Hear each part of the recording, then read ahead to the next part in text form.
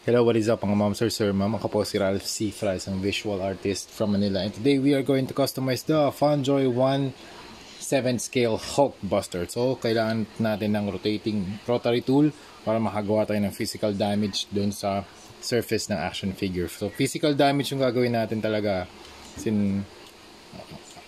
Gagawa tayo ng mga crevices or mga damage dito sa plastic. Okay, start tayo dito sa kanyang left chest. Turn on na natin to.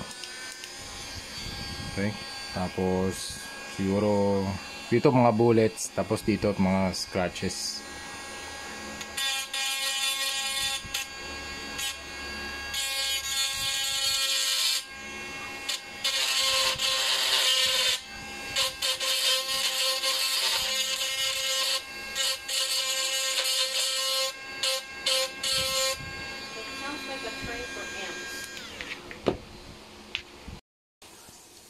Hello, what is up mga ma'am, sir, ma'am? Ako po si Ralph C. Fry, isang visual artist from Manila. And today we are going to customize the Funjoy 1/7 scale Hulkbuster. So, kailangan natin ng rotating rotary tool para makagawa tayo ng physical damage dun sa surface ng action figure. So, physical damage yung gagawin natin talaga.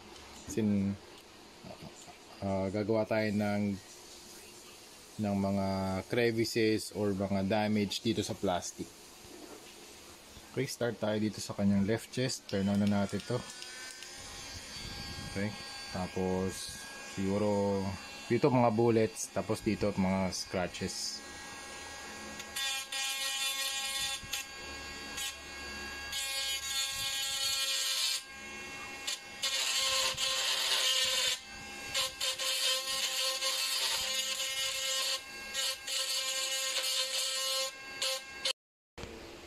Alright, tapos na tayo mag-apply ng Boss Knee number 191 flat clear. So ito yung in-apply natin dun sa action figure na Hulkbuster, Funjoy Hulkbuster. Grabe mga ma'am, sir, sobrang laki.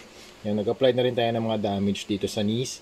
And kaya natin ginamit to as primer kasi nag-a-add siya ng adhesive layer, meaning lahat ng paint na kapag natuyo na yung layer ng flat clear, kakapit na lahat ng paints na i-apply natin kasi mag-airbrush tayo dito. Maggagawa tayo ng pre-shading sa mga corners, sa mga edges, sa mga dark na sections, dark paint, mag-apply tayo dyan. So, pine-prepare ko na rin yung airbrush ko. Ito yung airbrush na gagamitin natin. Tapos, maglo-load tayo ng paint. Teka, kunin ko lang yung paint. Ayan, ito yung gagamitin natin paint to darken yung mga edges. PH179 Black from Armored Komodo Water-Based Primer. Tapos meron tayong iba't ibang auxiliaries or iba't ibang mga liquids that will help our airbrush process. So Hero Airbrush Cleaner, odorless, effective in cleaning the airbrush in between colors, deep cleaning and lubricating airbrush parts. Okay? Safe on metal, resin, and plastic or vinyl. Tapos ito naman yung Airbrush Flow Improver. Ito water-based to mga ma'am, sir. Ayan, water-based. Yung Flow Improver, ginagamit to sa mix ng paint. Airbrush Flow Improver, meron naman silang description dito eh. Recommended ratio, ito muna description, improves airbrush flow and decreases clogging. So nilalagay din natin to. Ang recommended ratio, airbrush reducer 30%, flow improver 10%, and 60% sa paint. Okay, ito, ano ba to? Flow improver 10% lang to. Kaya nilagyan ko na rin ng mga percentage dyan para di ako magkamali. Ito naman, airbrush reducer, used to thin paints for airbrush use para hindi siya magka-clog dun sa dulo ng airbrush. Para tuloy-tuloy lang din yung flow. Pag kasi sobrang lapot, hindi na siya lalabas dito sa tip ng needle. So yun. So again, ang mixture natin 60% black, 10% na flow improver, and ilan to? 30% na reducer. Ay, mix na natin. Tapos meron din ako nito yung mga maliliit na cleaning materials din or cleaning tools para dun sa airbrush kasi minsan nagka-clog din talaga yung needle. Ayan, tinutusok ko nito. Ayan, manipis lang to, sobrang nipis lang.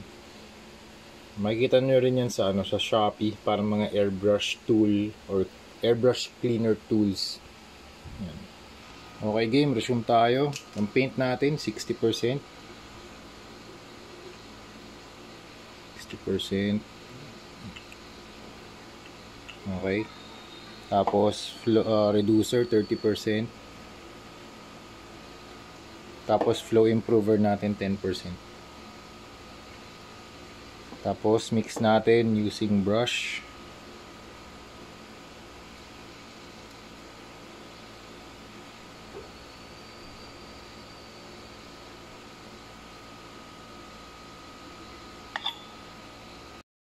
Okay, tara game, mag-spray paint, mag-airbrush na tayo. So yung airbrush natin, gagawin natin yung parang pre-shading style doon lang sa mga corners. Okay?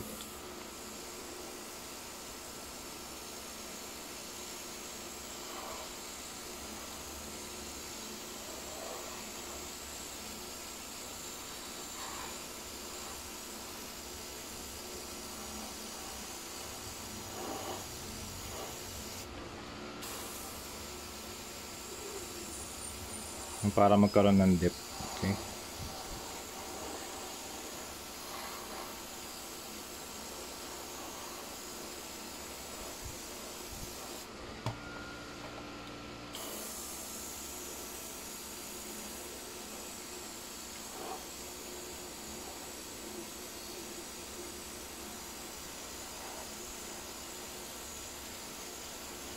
Pwede nyo ring lapitan kung gusto nyo mas fine.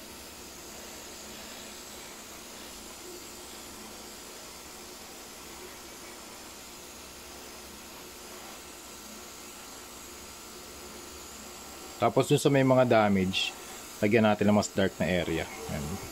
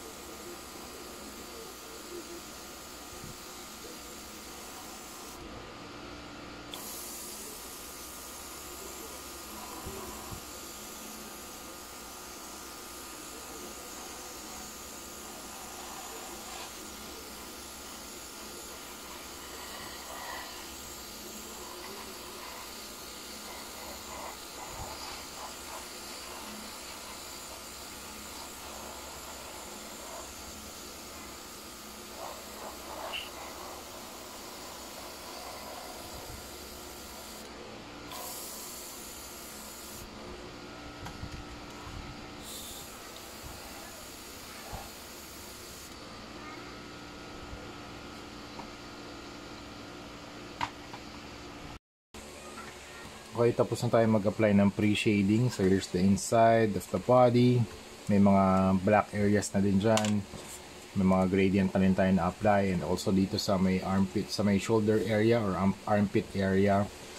Tapos sa chest, nabubuksan din to. Tapos yung loob niyan may mga dark areas na din. Yan.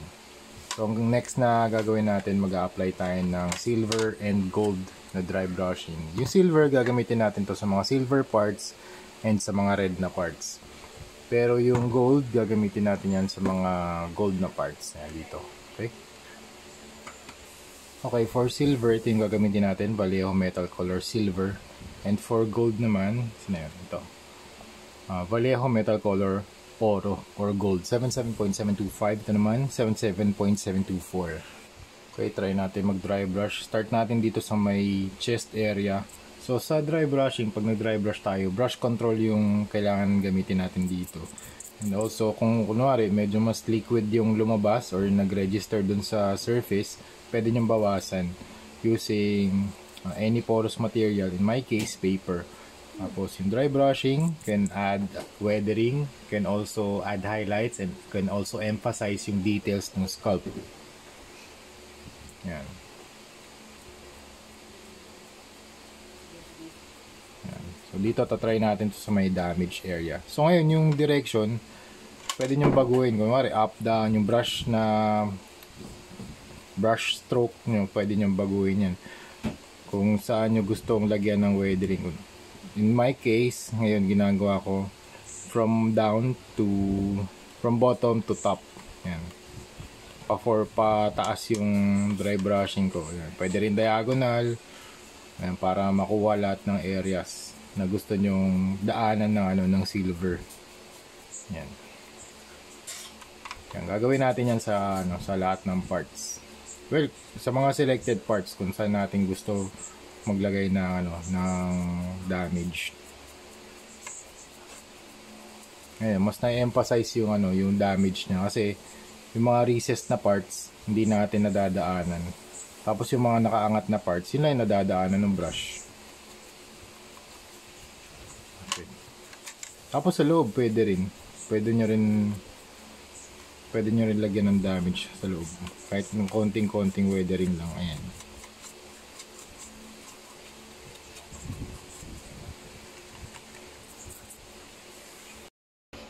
Okay, after ng silver dry brushing, mag-add na lang tayo ng details dun sa mismong physical damage. So we are going to make that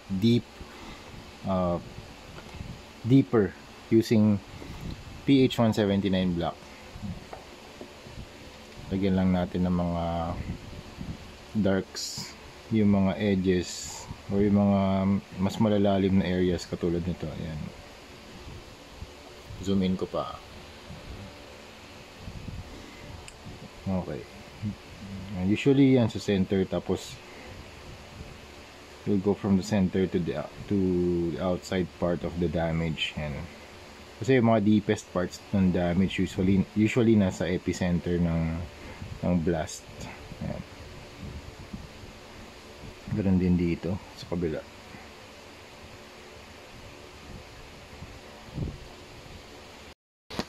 Alright mga ma'am, sir, ma'am, tapos na tayo sa ating Hulkbuster Battle Damage Custom, and turn on na natin yung mga LEDs. Binuksan ko na yung LED sa light, sa eyes, sa chest, and sa ito, saan natin na? Pe-press lang naman yan eh. Yan. Sa dalawang knees or sa legs pala. Yan. Ito na yung full body niya. So you have the head, the body damage dito sa kanyang right part of the chest, tapos dito mga bullet wounds, bullet holes, tapos dito sa right shoulder ganun din, may mga bullets din. Then ito yung pinakamalaking blast na ginawa natin na galing sa some sort of missile launchers. Then you have some minor scratches here, tapos dito sa kanyang gauntlets, yes, dito rin, meron din dito.